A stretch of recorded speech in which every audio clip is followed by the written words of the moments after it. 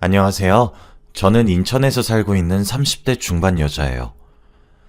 제가 여기다가 사연을 쓰게 된 이유는 그동안 정말 많은 일들을 겪었지만 몇 년 전 정말 충격적인 일을 겪게 되어 여러분들에게 이 일을 알려드리고 싶어서입니다. 아무리 생각해도 제 상식으로는 이해가 되지 않지만 여러분들의 객관적인 의견을 듣고 싶네요. 저는 또래에 비해 어린 나이에 결혼을 했습니다. 저희 가족이 워낙 아들 하던 집안이라 장녀였던 저는 그저 돈을 벌어다 주는 수단이었고 당연히 무엇을 배우거나 하지도 못했죠. 늘 남동생들한테 양보해야 했습니다. 그리고 어느 정도 나이가 차니까 부모님이 좋은 남자 만나서 시집이나 가라고 하더라고요. 그러면서 저한테 이제 남동생들도 덩치가 커지니 얼른 집에서 방을 빼라는 무언의 압박을 했습니다. 동생들이 어렸을 때에는 제가 돈을 벌면 그 돈으로 동생들 학비를 대거나 예쁜 옷을 사주었는데 이제 동생들이 대학교도 진학하고 하나둘씩 커지니까 스스로 돈을 벌기 시작했고 저는 이제 필요가 없어진 거죠.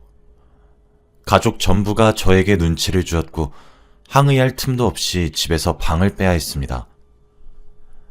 제 방은 남동생들의 옷방으로 사용했습니다. 그 당시 저는 20대 초반이었고 부모님이 소개시켜준 남자와 결혼을 하게 되었습니다. 그 집은 저희 집보다 훨씬 더 경제적으로 풍요로운 집안이었고 부모님은 2마리 토끼를 다 잡으신 거죠. 제가 집을 나갔고 돈 많은 사돈이 생긴 거니까요. 저는 반항할 수 없었고 상대 남자와 몇 번의 식사 자리를 갖고 바로 결혼식을 올렸습니다. 그 남자는 저보다 나이가 많았고 되게 듬직했어요. 사랑이 없는 관계라고 해도 어쨌든 부부여서 그런지 저를 잘 챙겨주기도 했고 자상했습니다. 저도 그 남자를 싫어하진 않았던 것 같아요. 저는 경제적인 활동을 모두 그만두고 바로 시댁에 들어가서 살게 되었죠. 그런데 저의 고생은 여기서부터 시작이었습니다. 평생 동안 일만 하다가 동생들 뒷바라지만 한 게 제 인생의 마지막 고통이라고 생각했어요. 그런데 그게 아니었습니다. 시댁살이가 기다리고 있었거든요. 정말 드라마에서만 보던 텃세 부리는 시어머니와 괴롭히는 시누이까지 정말 힘들었습니다. 시어머니는 저를 가정부 부리듯이 대하면서 가만히 두지 않으셨고 저보다 나이가 한참 어린 시누이는 저한테 처음부터 반말을 쓰며 저를 괴롭혔죠. 처음에는 항상 이렇게 살아왔기 때문에 큰 타격감이 없었고 하라는 대로 잘 했습니다. 그런데 오히려 그게 시어머니와 시누이한테는 자극으로 다가왔는지 괴롭힘이 더 심해지더라고요. 원래 시댁은 궁전 같은 집이에요. 그래서 가정부도 여러 명 있고 집안을 관리해주시는 경비까지 있습니다. 운전을 해주시는 운전기사도 있으시고요. 그래서 그런지 시누이와 시어머니는 공주처럼 살고 있었죠. 그런데 그런 가정부가 해야 할 일을 제가 다 하고 살아야 됐습니다. 시어머니는 제가 시댁에 들어가자마자 저한테 리모컨 같은 걸 하나 주시더라고요. 그 물건이 어디에다가 쓰는지도 모른 채 그걸 받았죠. 그러면서 시어머니가 저에게 이 리모컨에서 소리가 울리면 내 방으로 오라고 했습니다. 바로 그 리모컨은 시어머니가 저를 부르고 싶을 때 부르는 거였어요. 저는 그 리모컨에서 소리가 나면 1분 안에 시어머니의 방으로 들어가서 시어머니가 하라는 대로 다 해야 했습니다. 정말 동물만도 못한 취급을 받았다 해도 과언이 아니죠. 그런데 이뿐만이 아니었습니다. 시어머니 혼자면 몰라요. 시누이까지 있었습니다. 시댁은 저녁을 다 같이 먹어요. 저도 처음에는 시댁 사람들과 저까지 해서 5명이 밥을 먹었습니다. 시아버지는 사업을 하셔서 집에 잘 계시진 않지만 가끔씩 저녁을 같이 드시곤 하세요. 그리고 그날도 여느 때와 다름없이 저녁밥을 먹고 있었습니다. 저는 눈도 마주치지 않은 채로 밥만 보며 깨작깨작 밥을 먹고 있었죠. 그런데 중간에 시누이가 배가 부르다면서 밥을 남기더라고요. 저는 아무런 대꾸도 하지 않고 밥만 먹고 있었죠. 그런데 갑자기 시누이가 저한테 자신의 밥그릇을 넘기면서 새언니, 제가 남긴 밥 드시지 않을래요? 라고 하는 게 아니겠어요? 저는 너무 당황스러워서 말도 못한 채로 벙쪄 있었는데 거기다 대고 시어머니가 그래, 밥 남기면 아까우니까 며느리가 잔반 처리 좀 하자 라고 하시면서 보태셨죠. 저는 그때까지 웃으면서 먹지 않겠다고 배부르다며 좋게 거절했습니다. 그런데 뒤이어 시누이가 저에게 한 말이 너무 충격적이어서 말이 나오지 않더라고요. 새언니는 밥도 잘 못 먹고 살았을 텐데 저희 집에서 지금까지 못 먹은 밥이라도 먹어요. 새언니도 내 밥 먹고 배불러서 좋고 나도 밥 안 남겨서 쓰레기 안 남기고 좋고 우리들 다 좋은 거 아니에요? 그러니까 얼른 먹어요. 그러면서 저한테 계속 밥그릇을 건네더라고요. 저는 옆에 앉은 남편을 쳐다보면서 도움의 눈길을 계속 보냈지만 남편은 묵묵히 밥만 먹고 있었습니다. 어떻게 해야 할지 너무 막막했고 어찌할 바를 모르겠더라고요. 그런데 그때 중간에서 조용히 밥을 드시고 계시던 시아버지가 수저를 식탁에 탁 하고 내려놨습니다. 큰 소리로 내려놓으셨기에 저희 모두는 시아버지를 바라봤죠. 시아버지는 나지막히 이제 좀 그만하거라 라고 하셨습니다. 그때 얼마나 감동을 받았는지 몰라요. 이 집에서 제 편은 아무도 없었고 모두 다 저를 놀리고 괴롭히기에 바빴는데 시아버지는 그 중에서 유독 저를 아껴주셨습니다. 제가 가정부가 해야 할 일을 다 하고 있으면 뒤에서 몰래 가정부들에게 가서 일을 하라고 시켰고 저는 시아버지 덕분에 자비를 하지 않아도 되었죠. 그리고 오늘처럼 제가 고난에 처해 있으면 저를 꺼내주시고 도와주십니다. 아마 시아버지가 안 계셨다면 이 집에서 살아남지 못했을 거예요. 다들 이쯤 되면 왜 이혼을 하지 않고 그 집에서 살고 있는지 궁금해 하실 겁니다.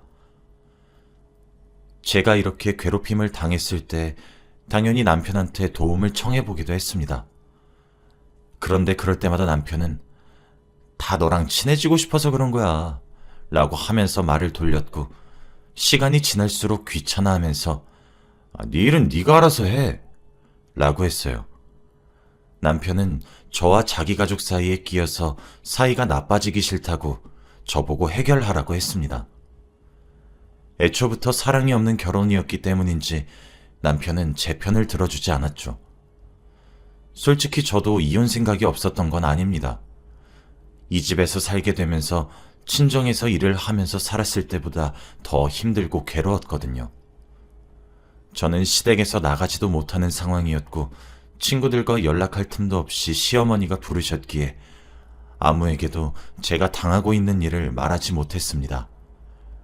제 사생활은 더더욱 없었고 개인 시간도 없었죠. 그런데 제가 이혼을 하지 못했던 이유는 친정도 저를 반기지 않기 때문입니다. 저희 부모님은 처음에 말했다시피 아들바라기세요. 그래서 저 같은 딸은 거의 없다고 생각하시면서 살아가십니다. 주위 친구들한테도 아들밖에 없다고 말할 정도죠. 이혼을 하고 나서 제가 갈 곳이 없었기에 이혼을 할 수 없었어요. 정말 바보 같은 말이라고 생각하실 수도 있지만 그 당시에 저는 이런 생각을 하고 있었습니다. 저는 어렸을 때부터 돈이 되는 일이면 닥치는 대로 했기 때문에 배운 건 아무것도 없었고 대학교 졸업장 하나 없었기에 일을 다시 시작할 수 없었어요. 그리고 친정집에 간다고 해도 이미 제 방은 남동생들 물건으로 가득 찼고 저를 반길 사람은 아무도 없었기에 친정으로 갈 수도 없었죠. 오히려 저는 짐이 되는 존재였습니다. 그리고 무엇보다 이미 결혼하고 시댁에 오고 나서부터 가족들과 연락을 하지 않은 지도 오래되었고요. 제가 살 수 있는 곳은 시댁밖에 없었습니다. 이 집을 나가면 더한 고생길이 있다는 것을 알고 있었죠. 그래서 악착같이 버틸 수밖에 없었어요. 그런데 제가 이렇게 시댁에 살면서 이런 괴롭힘만 받은 건 아니에요. 이런 신체적 폭력보다 정신적인 폭력도 많이 받았습니다. 시어머니가 손주가 보고 싶다고 하셨거든요. 시누이도 얼른 조카가 보고 싶다고 했고요. 매일같이 저에게 임신을 하라고 강요하였습니다. 그런데 이미 저와 남편은 사랑 없는 결혼이었기 때문에 임신이 될 리가 없어요. 남편은 저를 아내로 보는 것이 아니라 그저 동거인으로 보고 있었거든요. 저도 남편이 남자로 보이지 않았고요. 그래서 저희 사이에 아이가 생길 일이 전혀 없었습니다. 그런데 시어머니와 시누이는 임신이 되지 않는 이유가 제 몸에 이상이 있어서라고 생각했어요. 어느 날은 거실에서 시누이와 시어머니가 같이 아이가 나오는 프로그램을 보면서 하하호호 떠들고 있었고, 저는 그 옆에서 걸레질을 하며 청소하고 있었습니다.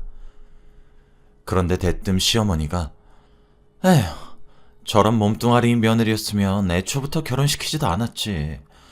아무것도 할 줄 아는 게 없으면 임신이라도 하던가. 에휴, 내 팔자야. 임신이 안 되는 며느리를 가진 사람은 나밖에 없을 거야. 내가 전생에 무슨 죄를 지었길래. 에휴, 라고 하면서 신세한탄을 하시더라고요. 제가 임신이 안 되는 몸이라뇨. 시어머니는 저한테 물어본 적도 없으면서 그렇게 막말을 했습니다. 하지만 저는 그 말에 반항할 수 없었고 걸레질을 하면서 눈물만 뚝뚝 흘려야 했어요. 정말 힘들었고 정신적으로 피폐해지더라고요. 하루하루 잠에 들 때마다 다음날 눈이 뜨지 않게 해달라고 빌면서 잤습니다. 차라리 없어지는 게 낫다고 생각했죠. 그런데 저의 고통은 여기서 끝이 아니었습니다. 하늘도 무심하시지 더 충격적인 것이 저를 기다리고 있었죠. 바로 남편의 불륜이었습니다. 남편은 아주 대놓고 다른 여자를 만나고 다니고 있었어요. 매일 늦게 퇴근하고 집에 잘 들어오지 않는 게 단순히 일이 바빠서라고 생각했습니다. 그런데 어느 날 모르는 전화번호로 전화가 오더라고요.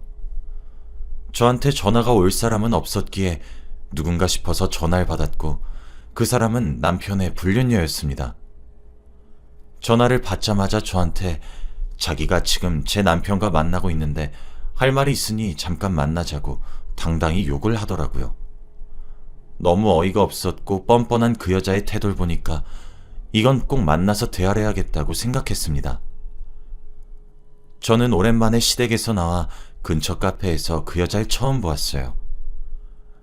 그런데 저와는 다르게 화려하게 자신을 꾸미고 있었고 짧은 치마에 하이힐까지 신으면서 저에게 인사를 하더라고요.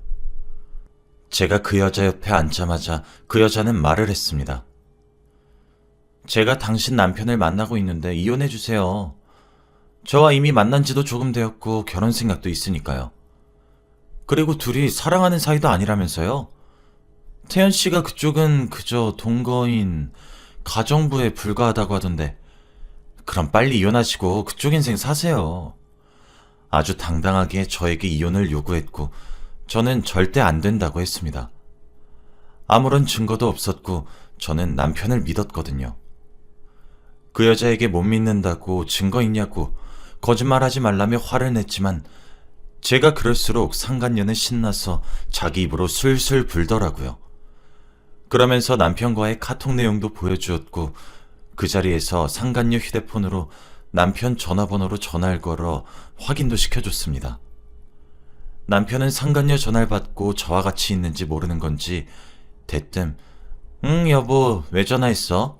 라고 다정하게 상간녀를 여보라고 부르더라고요. 제 앞에서 상간녀는 스피커폰으로 제 남편과 전화통화를 하고 있었고 저는 너무 놀라서 아무 말 못한 채로 그걸 지켜봐야 했습니다. 그 시간이 정말 고문 같았어요. 한 번도 남편한테 저런 다정한 목소리를 들어본 적이 없는데 말이죠. 둘이서 오붓한 대화를 나누고 전화 끊는 다음 그 여자가 말을 했습니다. 들었죠? 저와 태연 씨는 이런 사이예요. 저희 사이에 그쪽이 낀 거라고요. 아, 그리고 그쪽 임신이 안 되는 몸이라면서요? 그런데 어쩌나 제가 임신이 되고 말았는데. 태연 씨 아예요. 그래서 더 결혼을 빨리 할 생각이고요. 그러니까 얼른 정리하고 최대한 빨리 그 집에서 나가주세요. 제가 그 자리 들어가야 하니까. 저는 그 말을 듣고 더 놀랐습니다. 남편이 바람을 피우는 것도 놀랐는데 거기다가 아이까지 생겼다뇨.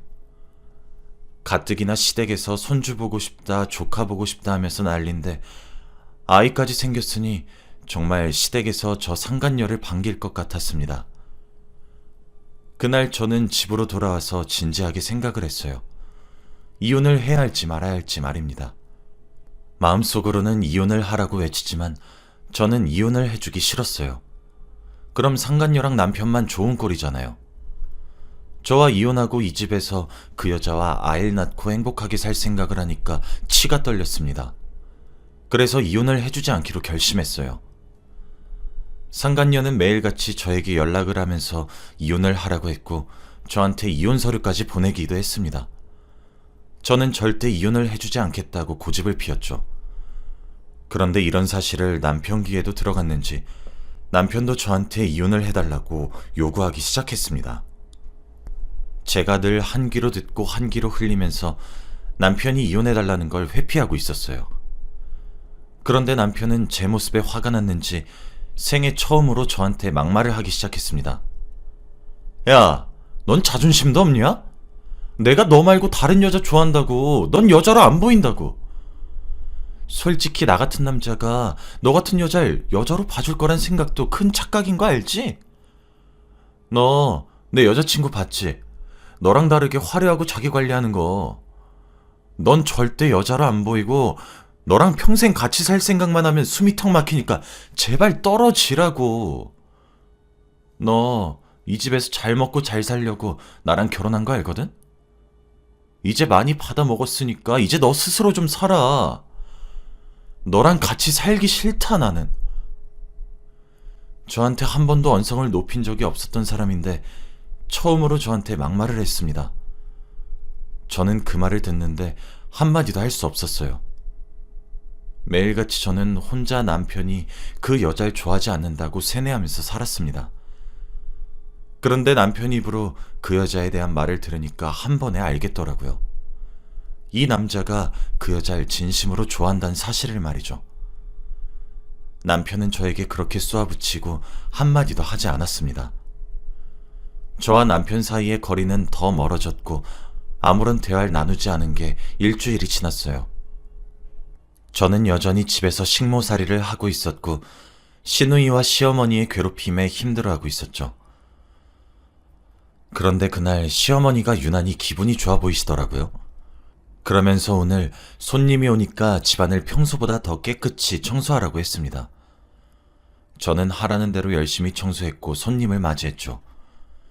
그런데 그 손님은 바로 상간녀 부모님이었습니다. 그 옆에는 상간녀가 있었고 저를 보고 씩 웃더라고요. 상간녀 부모님과 시어머니는 정답게 인사를 나누었고 같이 식탁에 앉아 도란도란 이야기를 나누었죠. 벌써부터 시어머니는 그 집안을 사돈이라고 칭했습니다. 아유, 사돈, 뱃속의 아이가 벌써부터 보고 싶네요. 얼른 결혼식 올립시다. 날은 언제로 잡을까요?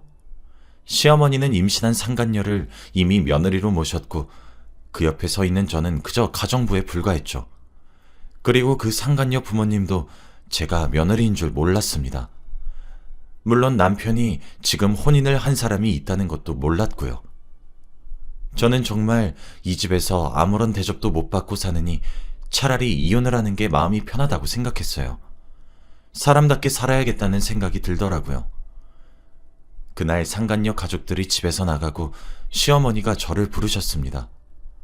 그러면서 저에게 너도 오늘 봤지?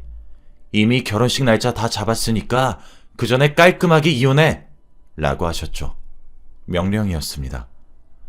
저는 그날부터 매일 밤마다 가위에 눌리면서 잠을 잤고 정신과 치료도 받았어요. 제가 왜 이런 취급을 받아야 하는지 이해가 되지 않았고 세상을 살아갈 힘이 나지 않았거든요. 아무도 제 이야기를 들어주지 않고 모두가 저를 죄인 취급하니까 제가 잘못한 줄 알았습니다. 정신과 치료도 받고 우울증 약도 먹으면서 매일 밤마다 울었어요. 제가 이렇게 산 지 일주일 정도 지났고 시간이 지날수록 시댁 사람들의 이혼 강요는 더 심해졌습니다. 당장 3달 뒤가 결혼인데 언제 이혼하겠다는 거니? 당장 이혼해! 매일 이 말을 듣고 살아야 했죠. 그날도 여느 때와 다름없이 남편이 집에 들어오지 않아서 방에는 저 혼자 있었습니다. 또 혼자 숨죽이며 펑펑 울고 있었죠. 그런데 그때 누군가 문을 똑똑하고 두드리더라고요.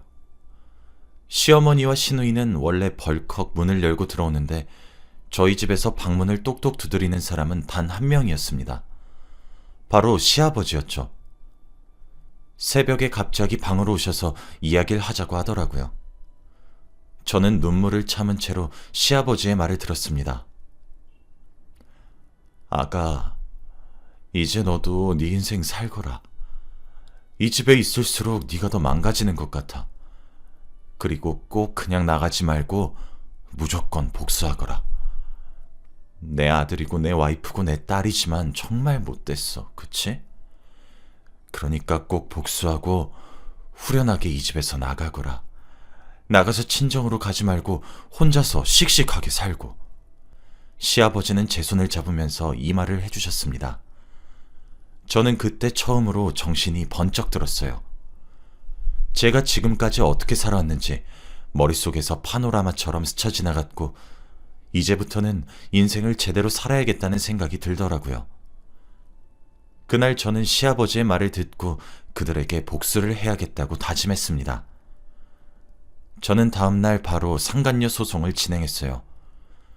이미 많은 증거들이 있었고 그들은 빼도 박도 못하게 인정을 할 수밖에 없었죠. 그리고 동시에 이혼도 진행했습니다. 시댁 사람들은 저한테 화를 내지도 않았습니다. 큰 돈을 쥐어주면서 묵묵히 받아들였고 드디어 집에서 나간다고 오히려 좋아했죠. 그런데 이렇게 깔끔하게 끝이 나니까 오히려 더 화가 나더라고요. 상간녀는 평범하게 직장 생활을 하고 있었거든요. 저는 결국 그 회사 사이트에 모든 증거 자료를 첨부해서 글을 썼습니다. 그리고 상간녀 부모님께 모든 사실을 다 말했습니다. 상간녀는 결국 회사에서 잘리고 집안에서도 퇴출을 당했죠. 속이 후련했고 과연 그들이 결혼을 계속 진행할 수 있을지 궁금했습니다. 상간녀가 저를 명예훼손으로 신고할 줄 알았는데 그러지 않더라고요. 저는 합의금까지 다 준비하고 있었는데 말이죠. 아무튼 저는 그 집에서 나와 혼자서 씩씩하게 일을 다시 시작했습니다. 당연히 친정집에는 연락 한 통 오지 않았고 시댁에서도 저한테 연락하지 않았어요. 아마 그 집안끼리의 싸움이 커져서 저한테 화풀이할 틈도 없어 보였습니다. 그리고 몇 개월이 지났어요. 지금 결혼을 했는지 파혼을 했는지는 궁금하긴 했지만 알 수 없었습니다. 아무랑도 연락을 하지 않았거든요. 그동안 저는 좋은 사람들과 함께 일을 하고 있었고 적은 월급이었지만 혼자 살기에는 충분했습니다. 그런데 어느 날 상간녀한테서 연락이 오더라고요. 잘 살고 있을지 못 살고 있을지 궁금해서 전화를 받았습니다. 그런데 전화를 받자마자 그 여잔 저한테 너 때문에 유산됐다고 하더라고요. 정말 통쾌했고 짜릿했습니다. 복수의 맛이 이런 건 줄 전혀 몰랐어요. 임신 하나 때문에 시댁에서 그 여자를 받아줬다고 해도 무방한데 과연 유산을 했어도 시댁에서 받아줄까요? 저는 그 말을 듣고 바로 상간녀 전화를 끊은 채 혼자 기뻐했습니다. 그 집안이 드디어 풍비박산이 났을 생각이 하니까 좋았거든요. 그리고 얼마 뒤 전 남편이 저를 찾아왔습니다. 양심 없이 다시 합쳐달라고 말이죠. 그러면서 저한테 이때까지 있었던 일을 술술 다 말했습니다. 들어보니 이미 제가 복수를 하고 나서 상간녀 집에서 파혼을 하자고 했고 상간녀는 주위 사람들한테 욕을 너무 많이 먹어서 스트레스 때문에 유산이 되었다고 합니다. 유산이 되니 시댁에서도 굳이 결혼을 시킬 이유가 없었고 결국 결혼은 무산됐대요. 지금 시아버지는 편찮으셔서 생사를 오가고 있다고 합니다. 저는 다른 건 다 관심 없었는데 시아버지 이야기를 듣고 놀랐어요. 제가 이렇게 그들한테 복수할 수 있었던 것도 시아버지였는데 제가 진작에 시아버지를 찾아뵙지 못했습니다. 그리고 얼마 뒤 시아버지를 찾아뵙지만 이미 그땐 늦었어요. 이미 생을 마감하신 뒤였죠. 저는 무거운 마음을 안고 장례식장에 갔는데 상주는 아무도 서지 않았습니다. 시어머니와 시누이 그리고 전남편 중에 아무도 장례식장을 지키고 있는 사람이 없었어요. 어떻게 그렇게 매정할 수 있나요? 다들 시아버지의 회사 때문에 잘 먹고 잘 살았던 거였으면서 사람이 이렇게 하늘나라로 갔는데 자기 앞가림만 중요하다고. 그날 저는 펑펑 울었습니다. 시아버지가 너무 불쌍하고 가여웠거든요. 결국 상주는 제가 섰습니다. 다들 저를 보시고는 아이고, 그쪽이 며느리였군요. 이 사람이 죽기 전에 며느리 자랑을 얼마나 했는데 라고 하시면서 저를 좋게 보셨습니다. 시아버지 지인분들이 다 저를 아시고 좋은 말만 해주시니 시아버지가 저를 많이 아꼈다는 것을 알게 되더라고요. 그리고 저 말고 다른 가족은 장례식장에 오지도 않으니 다들 시아버지를 보고 눈물을 훔치셨습니다. 저도 장례식장에 있는 동안 계속 울었죠. 그렇게 평생을 다 바쳐서 일을 하고 가족들에게 돈을 벌어다 주었는데 돌아오는 건 아무것도 없었잖아요. 결국 이렇게 될 걸 과연 시아버지도 알고 있었을까요? 제 친부모님보다 더 친아버지 같던 시아버지가 돌아가셨고 지금은 그 일이 있고 몇 년이 지났습니다. 매년 시아버지 묘에 가서 제사도 드리고 해요. 아무도 제 편이 아니었을 때 혼자 저를 위로해 주셨거든요. 시아버지 없었으면 어떻게 살았을까 싶습니다. 지금 돌아와서 과거의 일들을 떠올리면 그저 그렇게 흘려 생각할 수 있지만 유독 시아버지 장례식장 일만 생각하면 가슴이 아려와요. 늘 희생만 하셨던 시아버지였는데 하나밖에 없는 가족이 자기 장례식장에 오지 않았다고 생각하면 얼마나 슬퍼하실까요? 그 집 사람들한테 너무 화가 납니다. 제 이야기는 여기까지예요. 혹시 제 이야기를 들으시고 자신과 비슷한 경험을 하고 있다고 생각하시면 최대한 빨리 끊어내세요. 들어주셔서 감사합니다.